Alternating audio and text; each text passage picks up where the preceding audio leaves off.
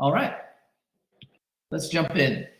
The first thing we're going to talk about today is the Pythagorean theorem. And you may be familiar with this already, but just some reminders. This is named after a Greek mathematician, Pythagoras, because it sort of came onto the scene from the Pythagorean school. We don't know for sure that Pythagoras is the individual who kind of made this discovery, because the way that the Greek schools were set up is if anybody in his school came up with it, the guy who ran the school, Pythagoras, would get credit for it. Now, it's certainly possible that he did come up with this.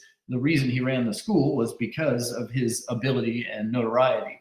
But it's called the Pythagorean theorem, and it has to do with right triangles. So it only works with right triangles and some of the anatomy of a right triangle. A right triangle is going to have one right angle in it, you know that, and the side across from that is going to be the longest side, and that's going to be called the hypotenuse. The other two sides in the triangle are going to be called legs. And a way that you might be familiar with the Pythagorean theorem is a squared plus b squared equals c squared. And that's okay. There's nothing really wrong with that if that's how you know it and you're comfortable there. I will give you a little bit of a word of caution, though. This only works if the hypotenuse is c, because really what the Pythagorean theorem says, and the way that I am going to refer to it, is that it's leg squared plus leg squared equals hypotenuse squared.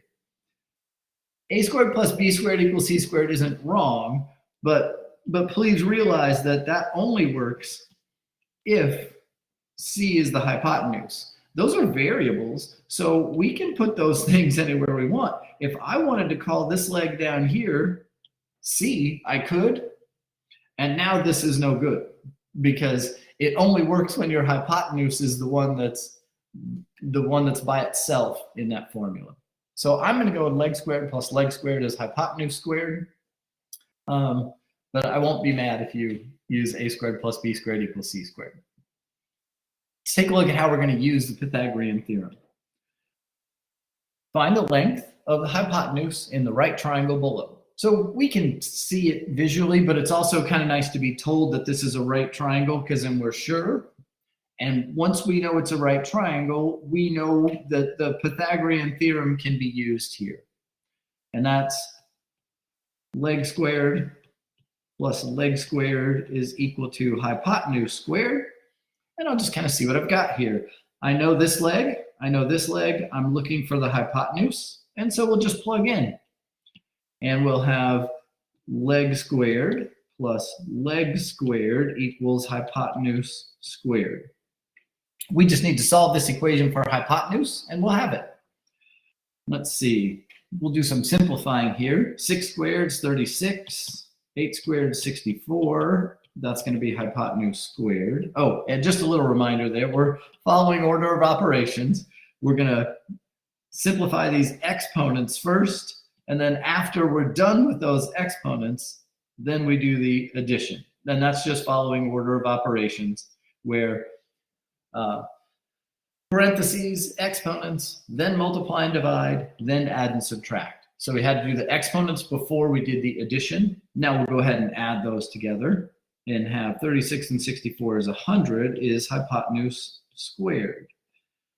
Now that's what hypotenuse squared is, but I want to know what the hypotenuse is. Anybody have an idea of how I'm going to make this squared go away? I've got this squared right here that I want to make go away. What do I do? Excellent, sunshine, Jennifer. It's exactly right. I'm going to square root both sides.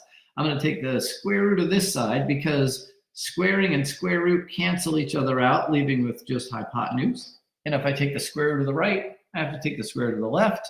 This is a button you're going to want to find on your calculator. Square root of 100. You should see a button that is either this one, or it might have an X under it, or it might even have a 2 and an X under it. It just depends on the calculator you've got. And you put in 100 first and then hit that button and get 10 as our result. And so what is the length of the hypotenuse here? It must be 10. just a little reminder, that triangle inequality that we talked about, remember that the two smaller sides have to add up to be bigger than the third one? That works here, so 10's okay as an answer. If we did this problem and tried to use 100 as our answer, well, if I forget the square root part, because that's kind of easy to do, and I want to say, well, the hypotenuse is 100. Wait a minute, 6 plus 8 is only 14. If that side's 100, this wouldn't make a triangle. So that, that triangle inequality can be a little self-check built into this kind of thing, where 100 can't possibly be right because those three numbers wouldn't make a triangle. Any questions on this before I have you try one? Okay, here goes. Find the length of the hypotenuse in the right triangle below. Round your answer to the nearest hundredth. I'll make a poll for this one.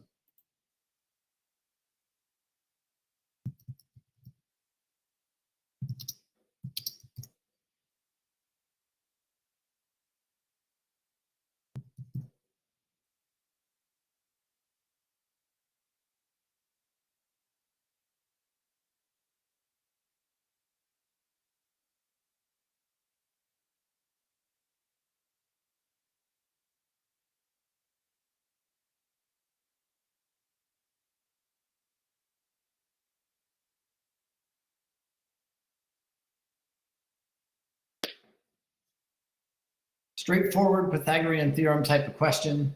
We know two of the three sides, find the other one.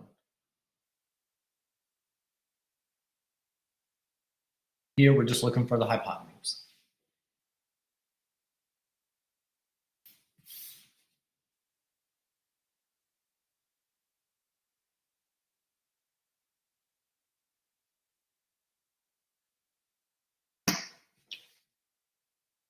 How about another 20 seconds, and then we'll talk through it? I don't want to rush you, though. You let me know if you need more time.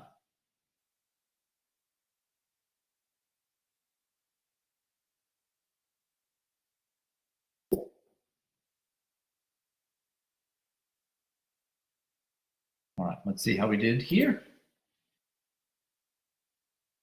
Unanimous. Very good. Kind of what I expected, but you're never really sure. All right, let's go ahead and talk through it anyway, just to make sure that we're all really comfortable, even though I get a sense that that's where you're at. So the first thing here is, once we know it's a right triangle and we know two of the three sides, we're going to use Pythagorean theorem, which is going to be leg squared plus leg squared is hypotenuse squared. In this case, the thing I'm trying to find is the hypotenuse over here, and you could call it X or C or just hypotenuse, however you want to abbreviate there. And we'll have 7 squared plus 12 squared is hypotenuse squared. Now let's see, that'll be 49 plus 12 times 12, 144. That's going to be hypotenuse squared. I'll add those together. 49 plus 144 is 193 is equal to hypotenuse squared. At this point, we need squaring to go away, so we'll take the square root of both sides. Square root and squaring cancel each other out, so I have hypotenuse left.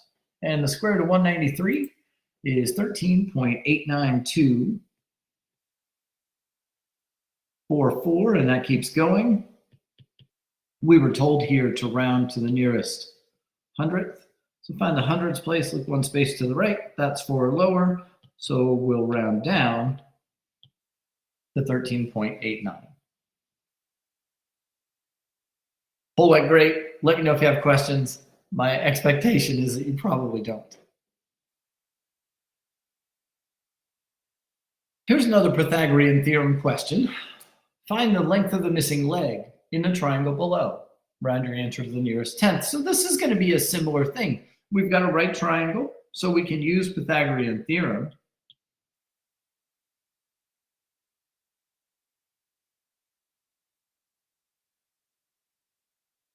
It's just that this time I don't know this leg over here, and you could call it leg, you could call it A, you could call it X. I'll just leave it leg, but you could call it, whatever variable you would like to.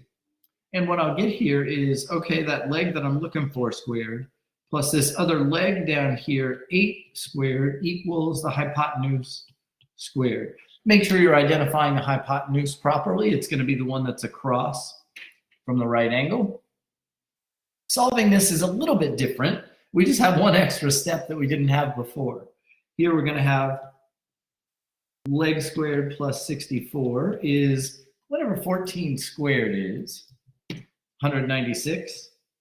And now something I didn't have to do before, I'm trying to get leg by itself. And we don't do a ton of algebra. I think the folks that are here are really comfortable with algebra, but just in case, and there are people who watch the recording who might want the refresher, we're trying to get leg by itself.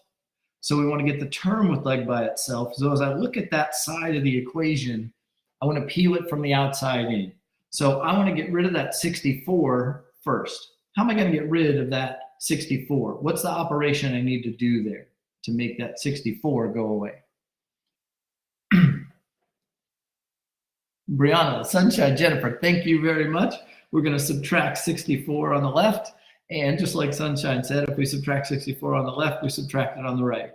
Those cancel, leaving me with leg squared is whatever 196 minus 64 is, 132. And now, just like before, I'm trying to make squared go away. So I'll need to take the square root of both sides. Square root and squaring cancel, giving me leg. And whatever the square root of 132 is, I get 11.4891. That keeps going. And here I'm told to round to the nearest tenth. So we'll find the tenths place, look one space to the right. That's 5 or bigger, so we'll round this up to 11.5. So how long is this leg over here? It must be 11.5. Any questions there before I have you try one? All right. Find the missing leg of a right triangle with one leg 12 feet long and a hypotenuse of 22 feet.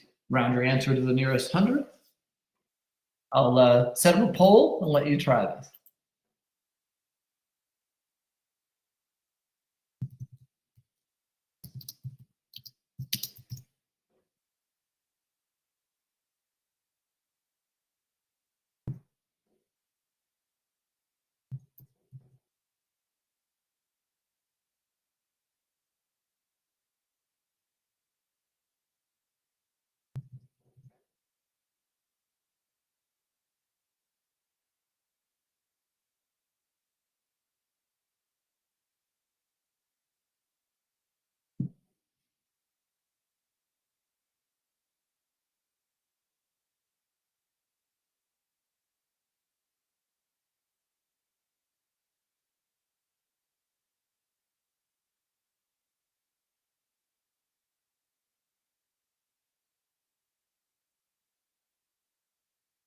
Very similar to the last one. We've got a right triangle, so we can use Pythagorean theorem. We just have to make sure that we put the things that we know and the things that we're looking for in the right places.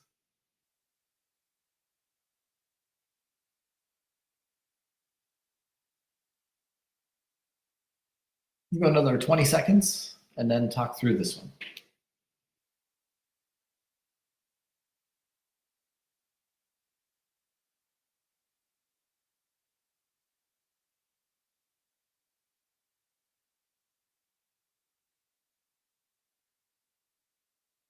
All right, let's see how this one went.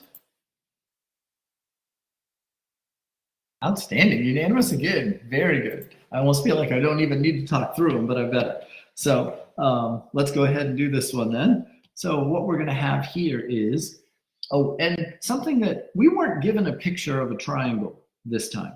You don't have to draw the picture, but in general, I think if it's possible to draw a picture for a problem, that it just kind of gives me sort of it grounds me. It gives me, okay, now I know exactly what I'm looking at.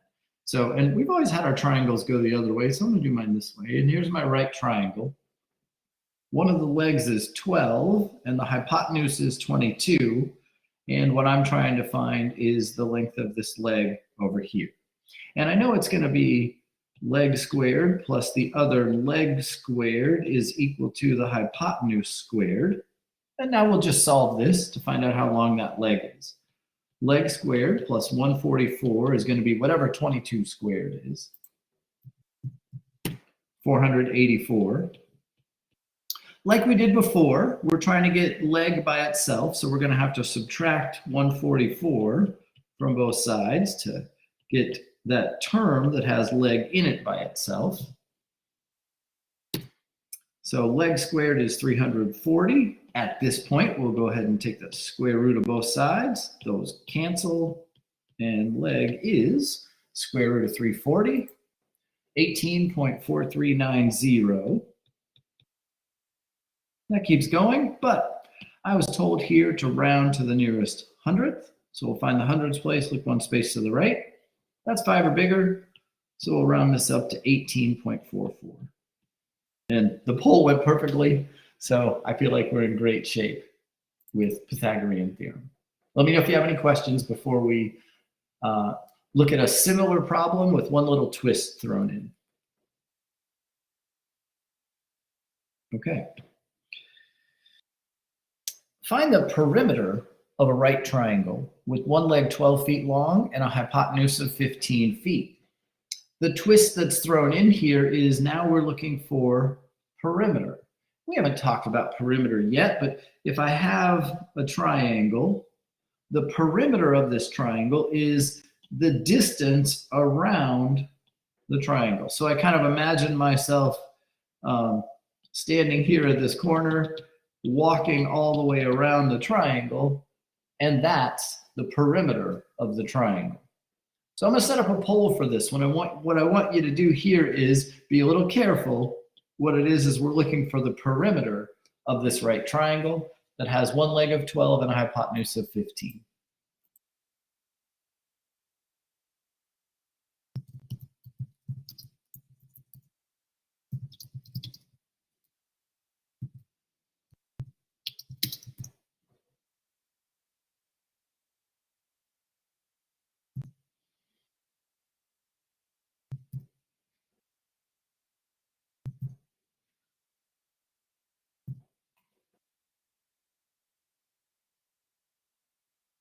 I didn't put units on these answers, so you won't see feet listed there, but that is what we're talking about, is we're talking about feet.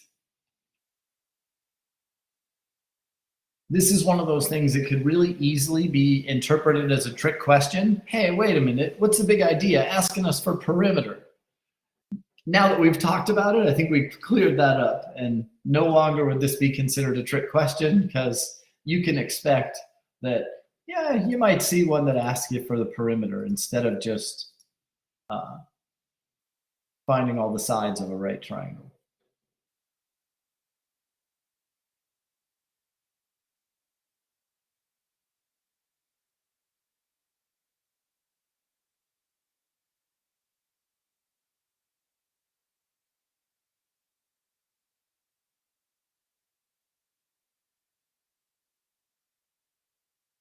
We can go another 20 seconds, maybe 25 on this, and then we'll talk through this one together.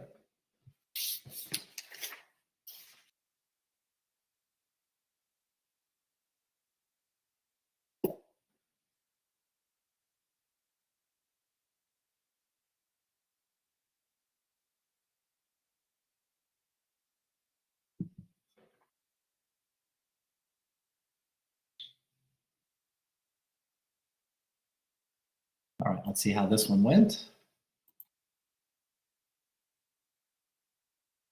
Okay, unanimous, but not everybody was in on this one like the others. That's all right. We'll talk through this together, and you let me know if you have any questions.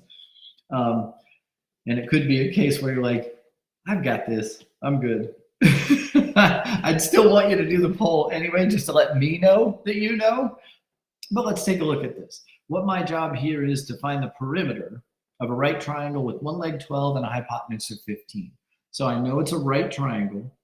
One of the legs is 12 and the hypotenuse is 15.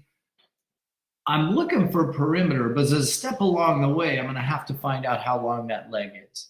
And I'm going to use Pythagorean theorem to do that. So leg squared plus 12 squared is equal to 15 squared. So leg squared plus 144 is equal to whatever 15 squared is, 225. And the next thing we'll do is subtract 144 from both sides. Those cancel so that I have leg squared is 81. Oh, that's nice. Take the square root of both sides and the leg is 9. Be really careful here because, you know, we saw that it was a right triangle. We used Pythagorean theorem. We put the numbers in and we solved it. Strong pull to want to be done. Go back and make sure you're answering the question that's being asked. We were asked for perimeter. So what we'll need to do here is we'll need to add up the 3 side lengths, 15 plus 12 plus 9. And when we add those 3 together, we get 36. So our perimeter of this triangle is 36. Okay, let me know if you have any questions on that before we move on to our next topic. Okay, great. The distance formula. If we want to find the distance between the points 1, 3, and 5, 6, we need a way of doing that. We can look at this graph over here and see here's 1, 3, and here's 5, 6. Those are labeled on there, which is nice. Now, we don't do a ton of graphing, so I kind of want to do a little graphing review with you just for a couple of minutes. The horizontal axis down here, that's our x-axis. And then the vertical axis going this direction, that's our y-axis. So we have an x-axis and a y-axis. And when we plot a point, what we do is when we call this 1, 3, what we're saying there is we're just giving that a name in terms of what's the x coordinate, what's the y coordinate. So when we say the point 1, 3, what we're saying is go 1 in the x direction, go 3 in the y direction, and that's where the point is located. So when we say the point 1, 3, that's what we're talking about, is it gives us the x goes first, alphabetical order, the y comes second, and so that's where our point will be. Same thing's true of 5, 6 over there. When we say 5, 6, we're saying go 5 in the x direction, go 6 in the y direction, and then that's where your point will be. If anybody has any questions on sort of the, sort of the basics of graphing, it's perfectly fine for you to go ahead and ask those now before we keep going down this road. If it's all really comfortable, that's fantastic. That's great. Okay.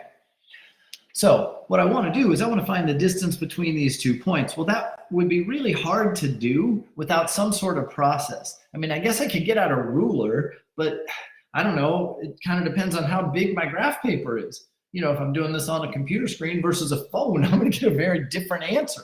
So I don't want to do that. I need something that's a little more concrete than that. And what we're going to do is we're going to develop something called the distance formula that will allow us to find the distance between any 2 points.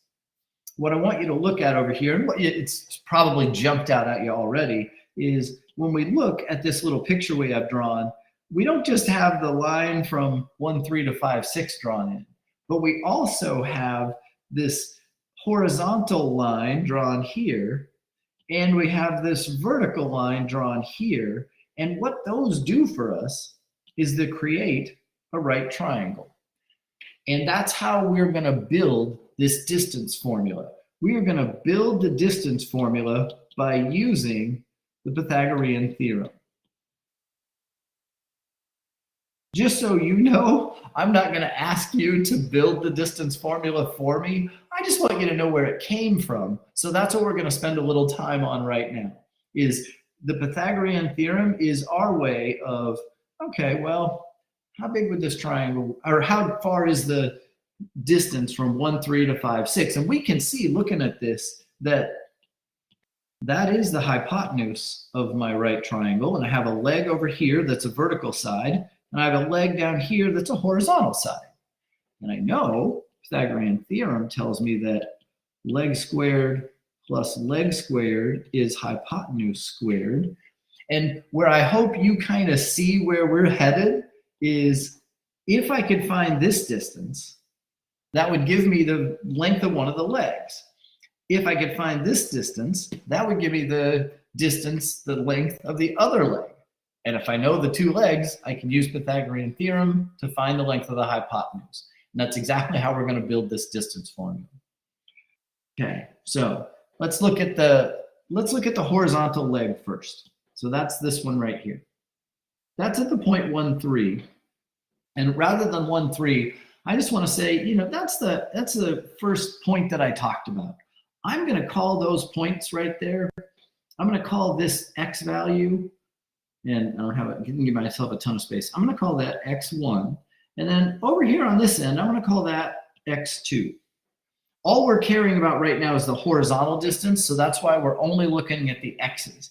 And if I want the difference between those, that's going to be x2 minus x1.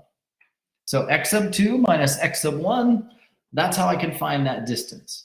You can kind of look at this picture and see that, well, that's 5 and that's 1, so that distance must be 4. And the way we get that is by subtracting, and that's exactly what we've set up over here. We're going to do the same thing with the y values. I'm going to be a little bit careful here, though. Because I called this one x2, I'm going to go ahead and call that one y2, and this one up here I'm going to call y1. And we're going to do the exact same thing. We're going to subtract. I'm going to say, well, this distance right here is going to be what I get if I subtract those. That's y2 minus y1. And if you're thinking, well, doesn't that give us a negative number? Because this y value is smaller than this y value, and that's going to give us a negative number. You'd be exactly right. But Pythagorean theorem is going to take care of that for us, because we know it's the distance of the leg squared plus the distance of the other leg squared is what's going to give us hypotenuse squared. Whole bunch of abstract over there, I get it. So if you're looking at that thinking, I'm not sure where this is headed, and I'm not sure I love it, just hang in there with me. I promise everything's going to be just fine in a second. If I want to know the length of the hypotenuse, then I need to take the square root of both sides to make squaring go away. And so now I have hypotenuse over here. And over here, I have this formula that I just built. That is x2 minus x1 squared plus y2 minus y1 squared. Take the square root of all that, and we'll have the hypotenuse. What we were trying to do on this page was build the distance formula, and that's what we've got right here. If I want the distance between any 2 points, this is the formula that I'm going to use for it. x2 minus x1 squared plus y2 minus y1 squared, and then take the square root of that. Where it comes from is the Pythagorean theorem. And essentially what we're saying is this is one of the legs, this is the other leg, and I'm essentially using the Pythagorean theorem to find the distance between those 2 points. I'm never going to ask you to develop this for me. What we're going to look at next is how to use this formula. I just wanted you to know where it came from rather than just throwing it at you and saying, here's the distance formula. I thought it's better to go ahead and show you where it came from.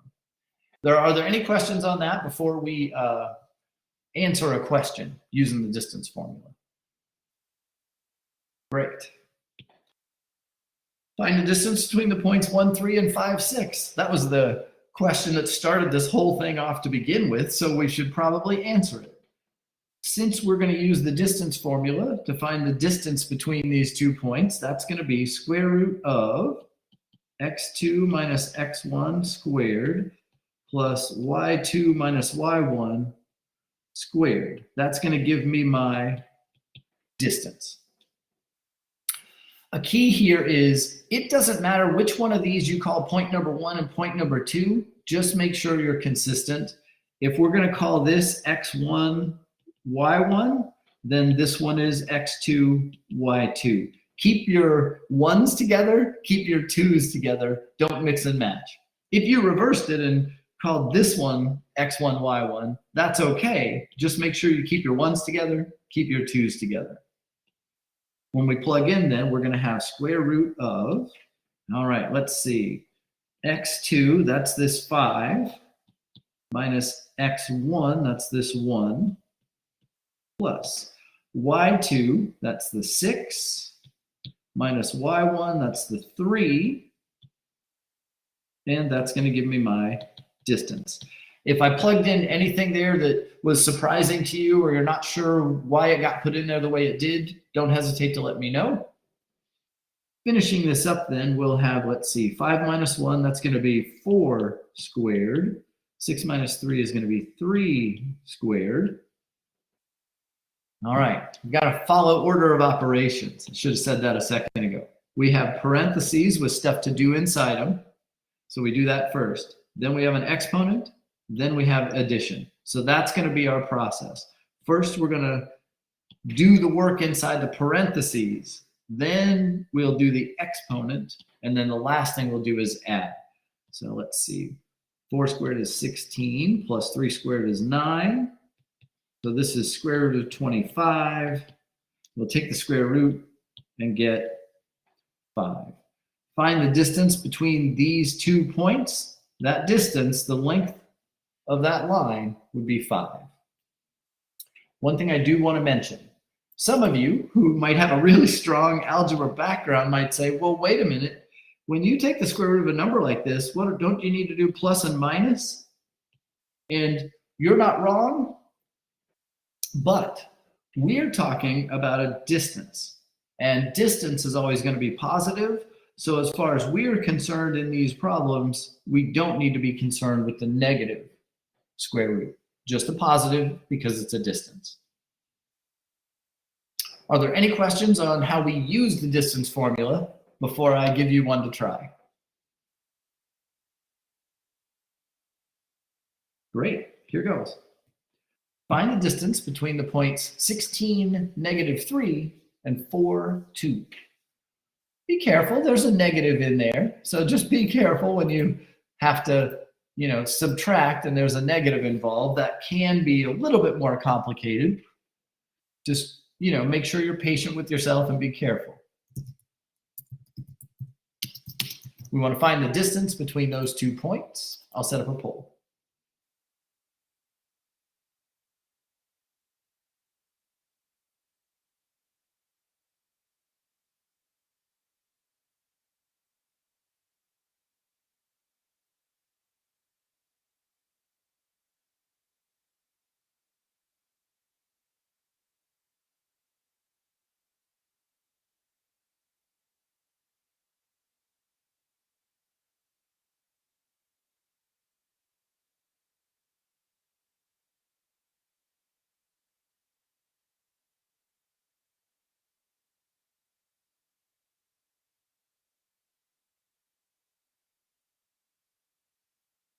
This one takes a little bit longer than some of those Pythagorean theorem questions, so I'll give you a minute. You may want to draw it, but you don't have to.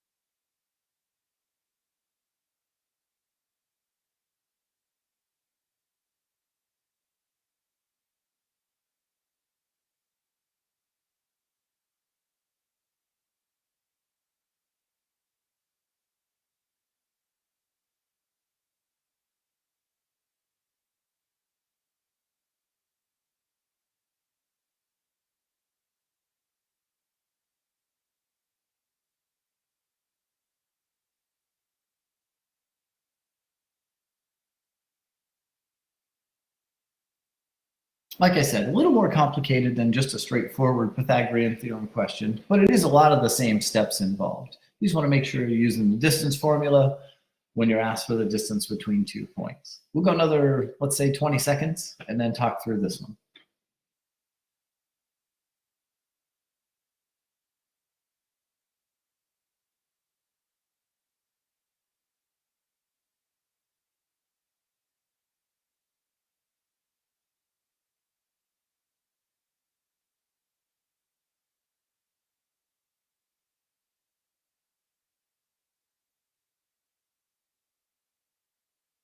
Let's see how this one went. Unanimous again. That's good news. Not everybody was in on this, so let's make sure we do talk through it. But we'll go ahead and take a look at using the distance formula. And so what the distance formula tells us is that when we want the distance between 2 points, we're going to have the square root of x2 minus x1 squared plus y2 minus y1 squared. And you can absolutely draw a picture of this if you want to, but you probably didn't, and you don't really need to. If you just call this x1 and y1 and x2 and y2 and plug them in and evaluate, you'll be all set. So our distance here is going to be the square root of, let's see, x2 is 4 minus x1, which is 16. That's going to give me a negative number in there. It makes me a little uncomfortable, but we'll deal with that in a minute. And then I have y2 is 2 minus y1, which is this negative 3. Make sure you're careful when you plug everything in. Now we need to go simplify underneath this radical here. And let's see, 4 minus 16, that's not going to be too much trouble. That's just going to be negative 12 squared. The parentheses around that negative 12 are really important. Another thing you may remember from algebra is negative 12 squared and negative 12 in parentheses squared are not the same as each other. This is a classic intermediate algebra final exam type of question. You know, simplify those two things and make sure you get a different answer. In the one at the top, the 12 is getting raised to the second power, but the negative sign is not. And so this would be negative 144. In contrast to that, down here, everything inside parentheses is getting raised to the second power. That's negative 12 times negative 12. That's positive 144. We're talking about distances here, so we want, we want these numbers to be positives. And so we're raising everything to the second power. That negative 12 is getting raised to the second power. And when that happens, we're going to get a positive 144. So one thing just to be a little bit careful about there with the negative numbers. Over here, let's see, minus a negative, same as plus a positive. All right, so that's just 2 plus 3, so that's just 5 squared. And so now we have square root of negative 12 times negative 12 is 144. 5 times 5 is 25. And so I have the square root of 169. Don't forget the square root part. The distance between those 2 points is 13. We could draw it, and we could see that, but the distance between those 2 points is 13. Poll went great, but if you have questions, let me know. The 2 examples we looked at didn't have any decimals involved. They were pretty tidy. That won't always happen, but if you need to round, you'll be told how to round. Here's another formula. This one's way more straightforward, so we're not going to go through developing it. I'm just going to kind of throw this one at you. It's the midpoint formula.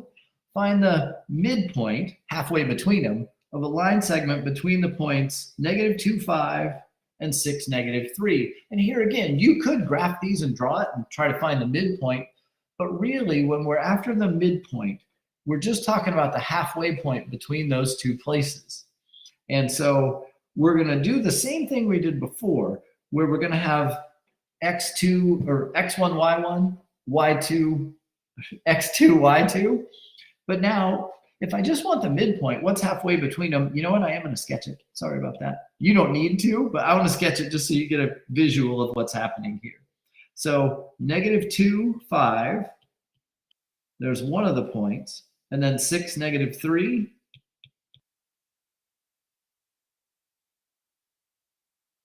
So what we're doing here is we're looking for the halfway point on that line.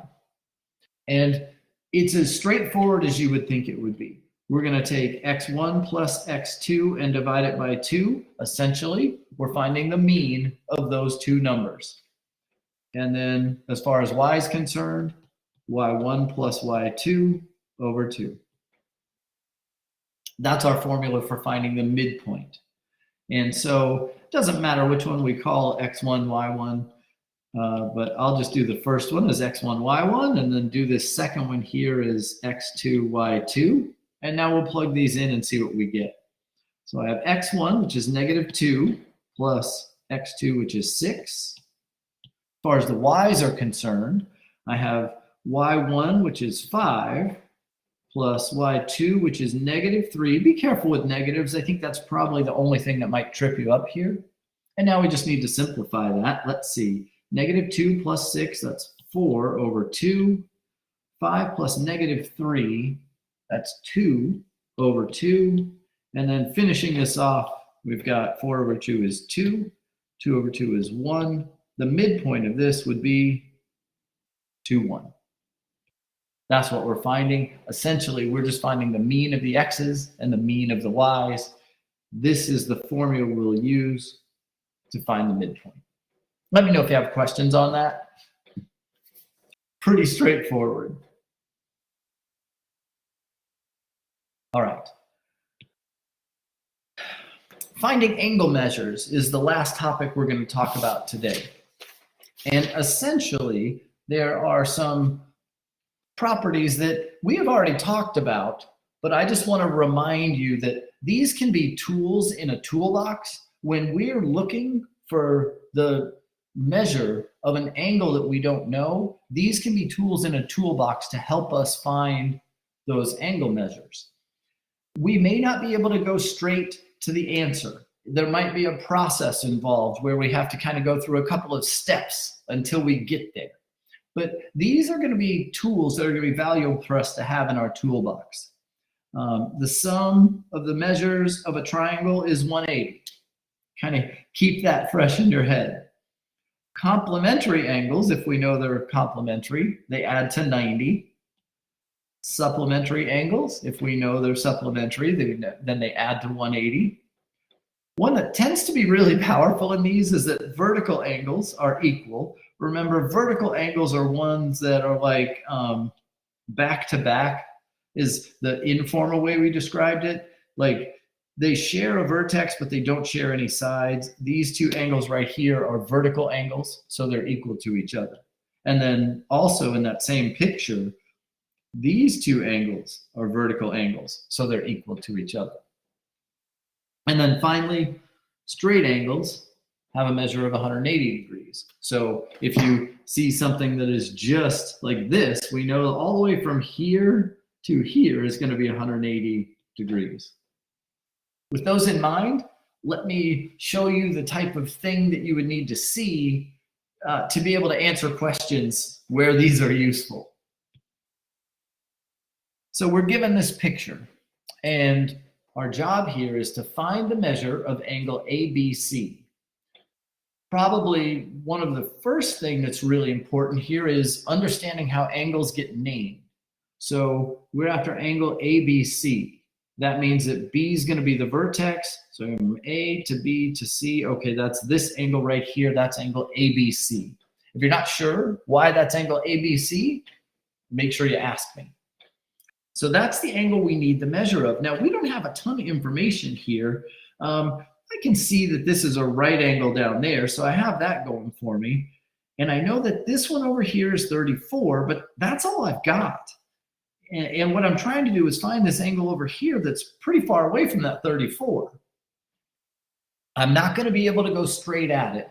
I want to try to use things that I know that I could put together. And there's more than one way to do this.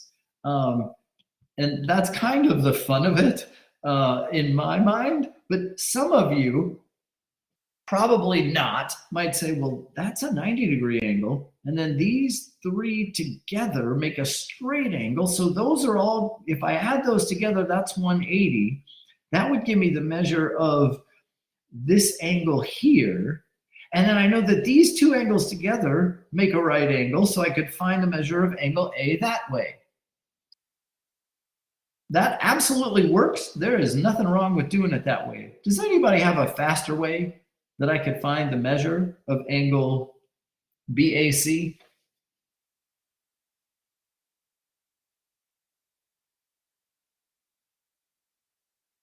These take a little practice. So it's okay if they feel clumsy at first. That is totally normal, almost expected, that if you first start out with these, they can be a little clumsy.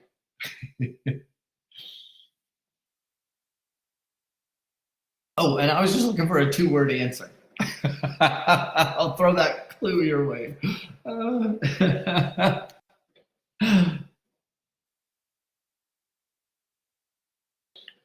Some students who are really visual in nature get these things right away. Others, if you're more like me and you're not that visual, it can take a little practice and take a little time and feel kind of clumsy, especially at first. The more you do them, the better you get at it.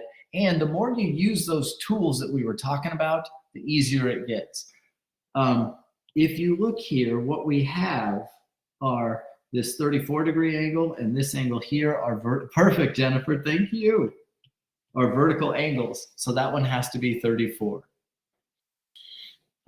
So now that we know this one's 34 and we know this one over here is 90, and we know that 34 plus 90 plus the one that I'm looking for have to make 180, that's how I'm going to find the measure of the one that I'm looking for. So let's see, 34 plus 90, that's, so 124 plus what I'm looking for has to make 180. Subtract 124 from both sides. Oops.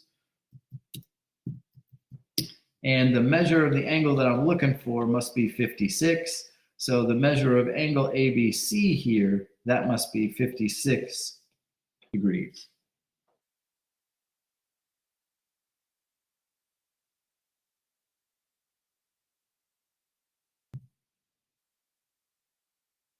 I'm going to let that sit for just a second.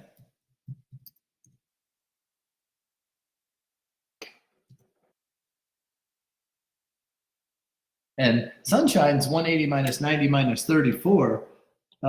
If we look at that other approach I did that might have felt kind of clumsy, I've got 34 here, I've got 90 here. So whatever this is has to get me to 180, because all together that makes a 180-degree angle. I think it's good to see that there's more than one way to solve these, so that you know if you don't see the quickest way right out of the gate, that you can still be okay.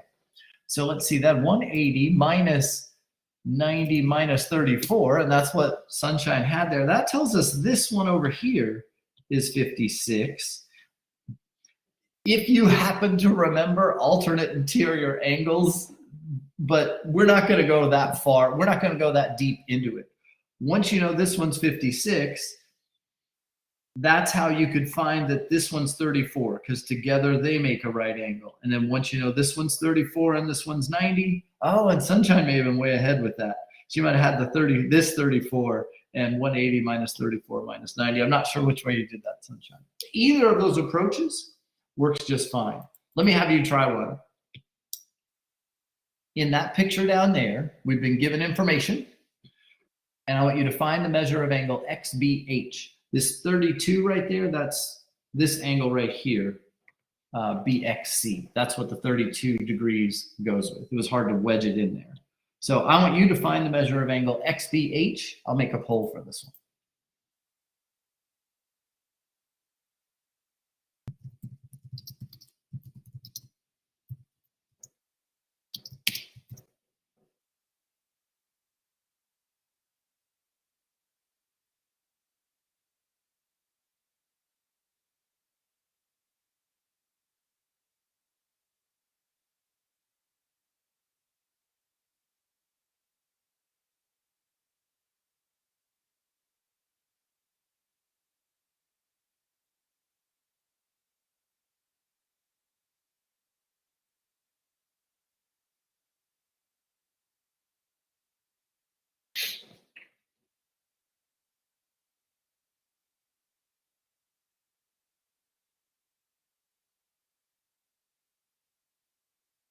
Like I said, I don't think these are necessarily easy right away. They take a little bit of practice, and you kind of have to get used to using those powerful tools that we have that we can work with here, where we know about vertical angles, and we know about supplementary and complementary. We know the angles of a triangle, and those kinds of things are what can help us get to our angle measures.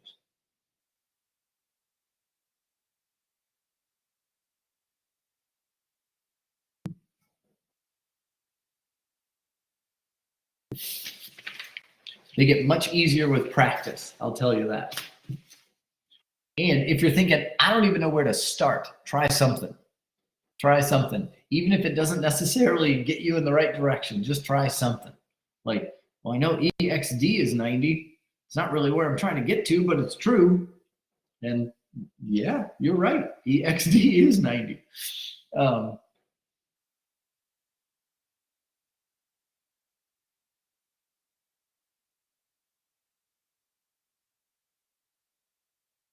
give you a little time on these because they are a little more challenging. I definitely want you to practice them because they're the types of questions you can expect to see.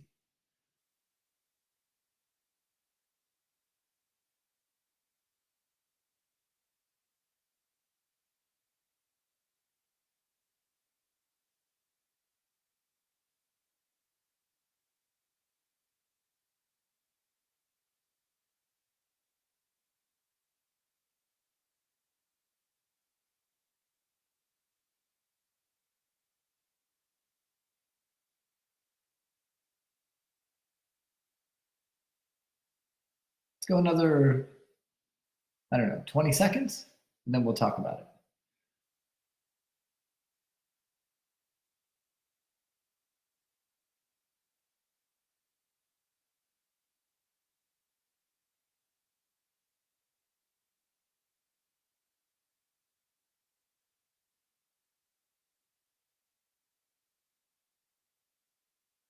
All right, let's take a look at this one. Okay, first one that's not unanimous today, and not that many answers in there. Okay, so this, I anticipate these to be fairly challenging, and it looks like that might be the case for us. So let's take a look here at how we want to attack this thing.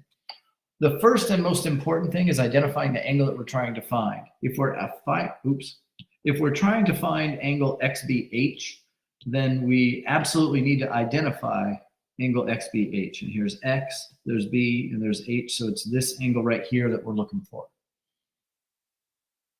Oh, great, Nadine, that's good. So that's the angle we're looking for. Now, let's see, if I know that this angle here is 32, and when I combine it with this one, that makes a right angle. That means those two are complementary.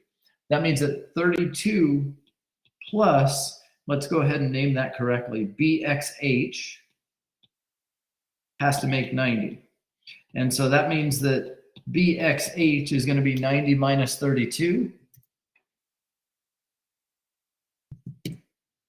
58.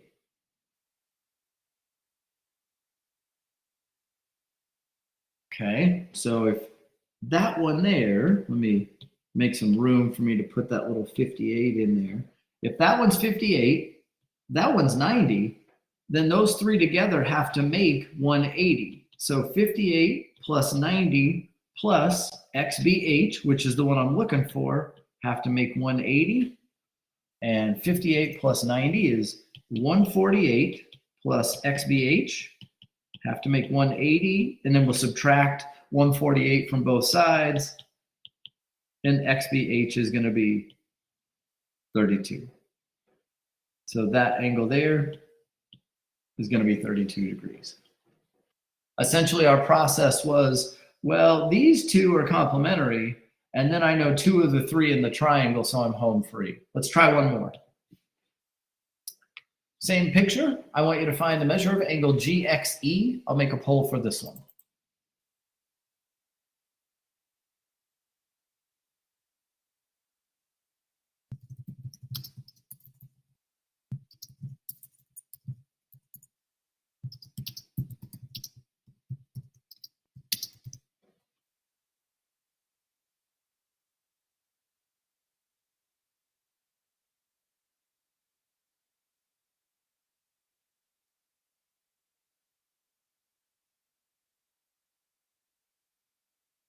The more of these you do, the easier they get.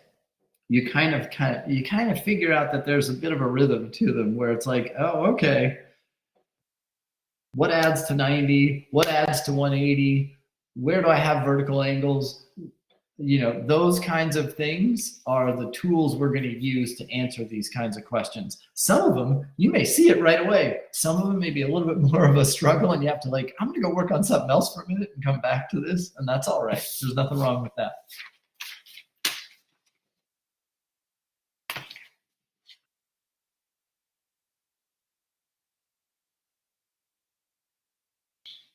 Let's go another 20 seconds, and then we'll talk through this one.